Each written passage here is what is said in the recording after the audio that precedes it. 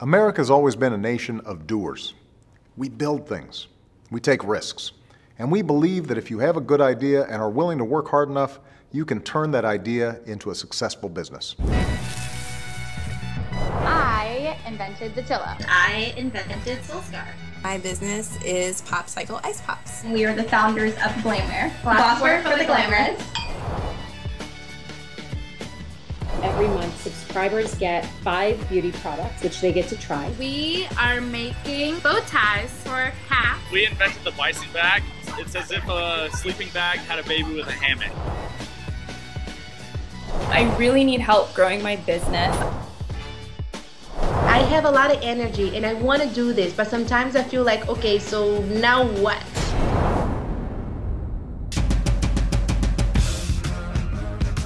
Ideas are a dime a dozen. Before I invest my money, I'm looking for an entrepreneur who has their stuff together. The investment club is not just about giving back, it's about making money. When I look at a company, I look at a company that can, year 1, make $1 million. Year 10, make $100 million.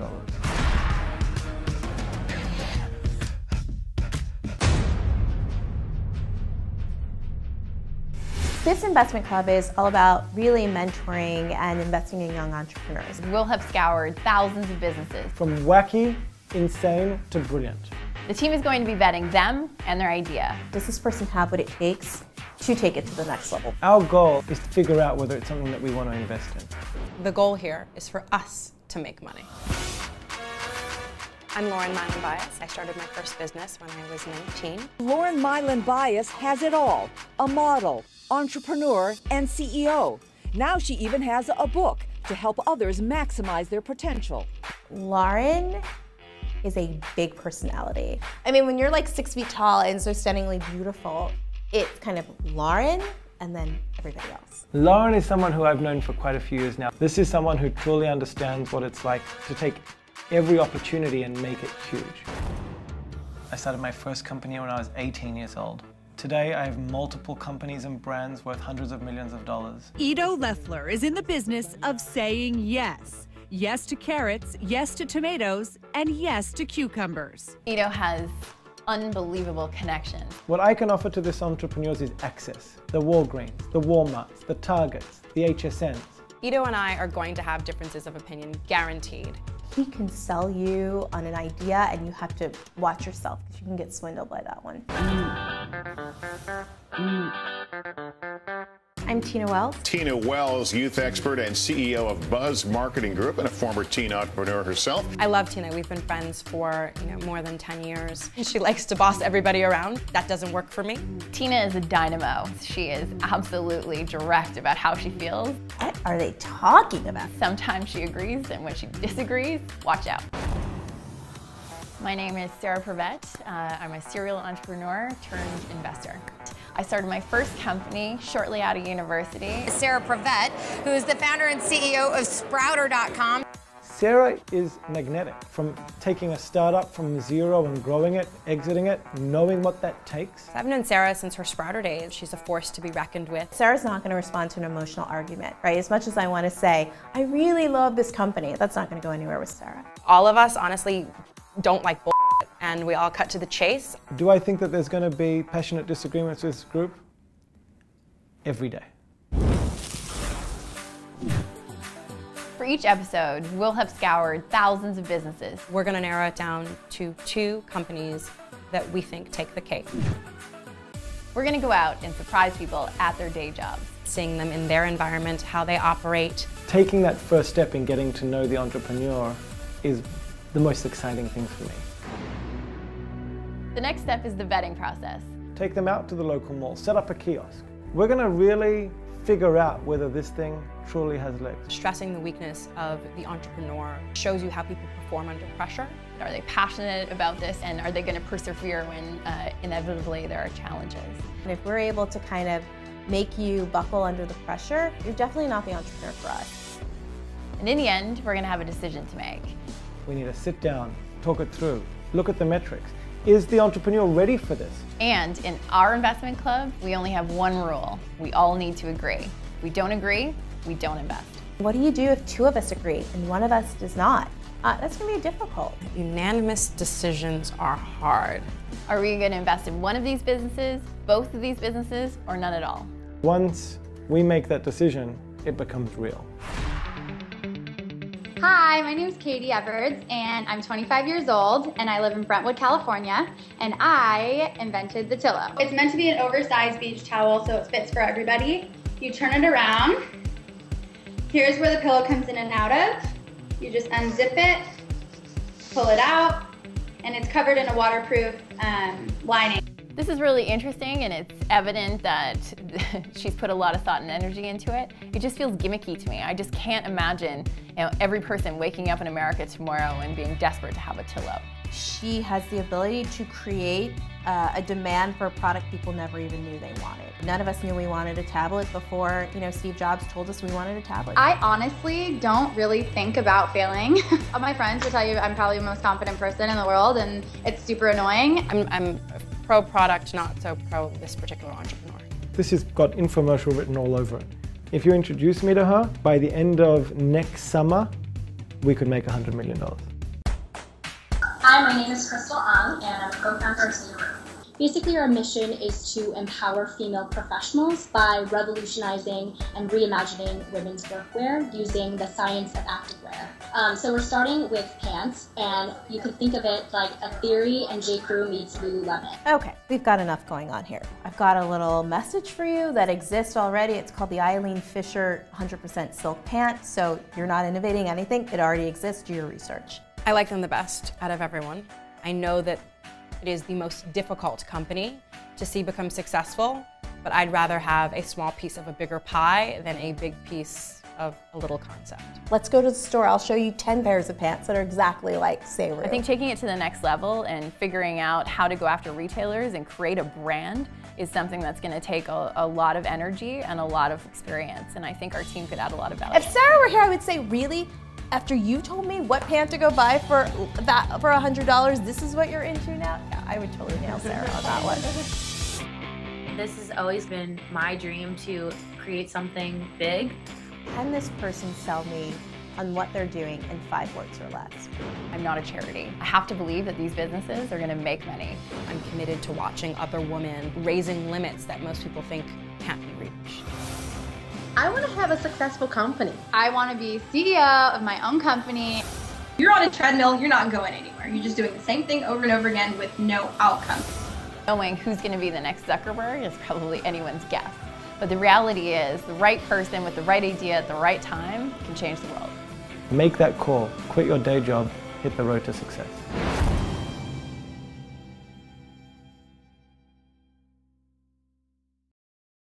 Hi, I'm Kristen McClellan. I'm 23. I'm from Long Island, New York, and I'm the founder of SnappyScreen. SnappyScreen is a sunscreen application system. So all you need to do is stand in front of the device, select your SPF, and in about 10 seconds, you're completely covered with sunscreen from head to toe.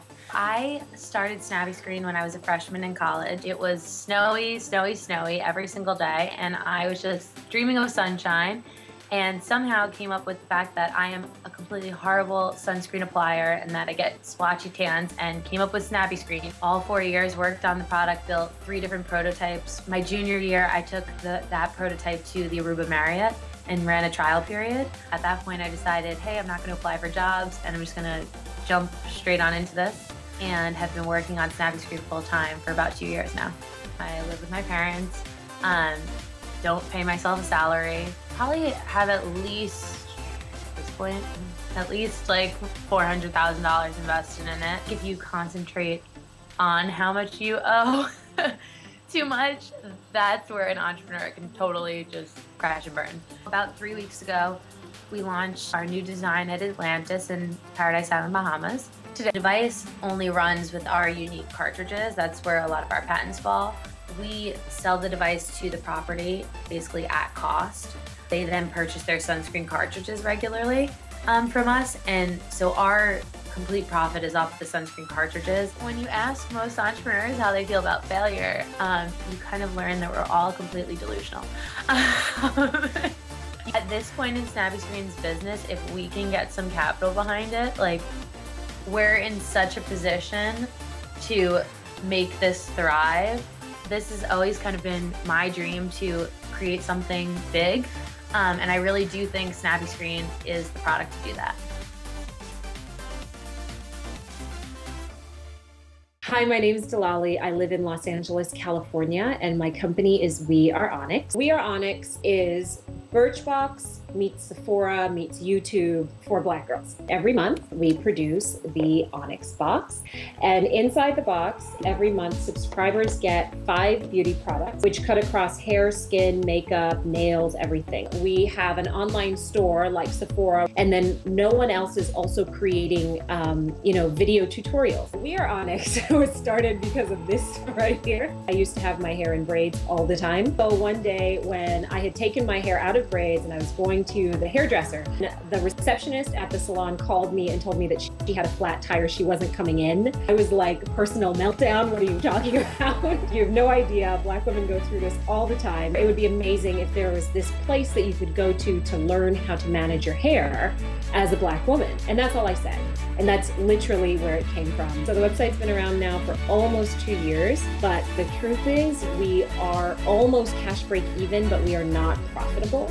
We have an angel investor. We probably owe him like $300,000. A lot of the money, honestly, was spent in us learning how to do this. The absolute biggest sacrifice I had to make in starting We Are Onyx and getting the business off the ground really was leaving my previous job. I think an investor should take risk on us because it's a matter of getting more people to know about us, getting more brands to know about us, getting them to trust us. I want to make it better. I definitely know Onyx is not in its best version right now. I know it isn't. I know there's more we could do. Black women's beauty is very much ignored in the beauty industry, and we are the first ones to create a product which is at a really high level, really polished, looks really good, that is presented with excellence, and it is very deliberately for Black women. My name is Lance Williams. I'm 25 years old and I live in Boise, Idaho. And I'm his wife, Julia Williams, and I'm 20 years old. We invented the Bison bag, which our tagline as of right now is it's as if a sleeping bag had a baby with a hammock. A hammock pretty much goes in the middle of a sleeping bag. So you're actually laying on the hammock and the sleeping bag is attached to the hammock, but it's around you. It's still really early on in the business, so we've literally just got our second sample today. I usually do more of like the fulfillment stuff, I'd say, kind of just getting the word out there, and Lance does more of the design. I kind of helped a little bit with that, but it basically all came from his brain. She has a pretty strong personality, and so do I. Because of that, we're like, this is how we should do it, and she'll be like, no, that doesn't make any sense because this is how this, and I'm like, well, why would we do it that way kind of thing. So we definitely disagree. Neither one of us really likes to be told that we're doing something wrong. We've had a lot of people be really negative, and they've given us a lot of criticism, and instead of like being angry about that, which we kind of were at first, we took it and we made changes to our product and we used it instead of like dwelling on it and getting upset. So we could really use both expert advice and money.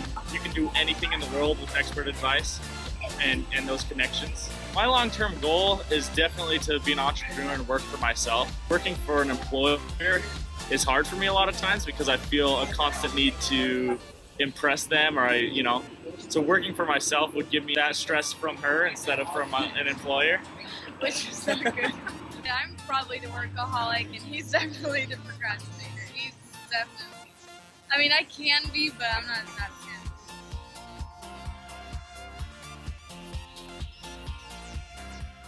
Hi, my name is Athena Glenmeyer. I'm 20 years old, currently living in Jersey City, New Jersey, and we are making Rookus bow ties for cats and other furry friends. I was out in the market looking for a cute pet accessory, and I just couldn't find what I wanted. Rookus's Instagram began, I believe, last November, and since then he has grown to 10,000 followers. It's just the blue and an orchid color, orchid being the color of the year. There's plenty of other colors. We're adding a lot more based on people's feedback and what they want to see. I am selling the bow ties on Kickstarter. We used that to get funding for the website and further marketing abilities. And so far, we have sold about 90 bow ties. In order to grow, I am clueless about how much money I will be needing. If I were to have someone mass produce them in a factory, I mean, the pattern would be fine, but it's hard to mass produce that. I am going to college at Stevens Institute of Technology. They are in Hoboken, and I am going for chemical engineering. I was raised to excel academically, so it kind of spilled over in all of my aspects of life. Working and making a business out of a thing that you love is great.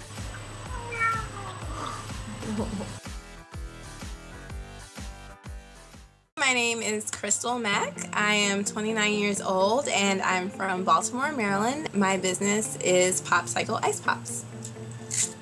They come in 3 different varieties. There's my custard-based pops, which contain dairy, my fruit pops, which contain no dairy, and I have my Poptails, which are cocktail-infused popsicles. A PopCycle is pretty much a mobile frozen dessert business. I am in the process of raising funds right now to obtain a food vending tricycle that would keep my ice pops frozen for up to 12 hours.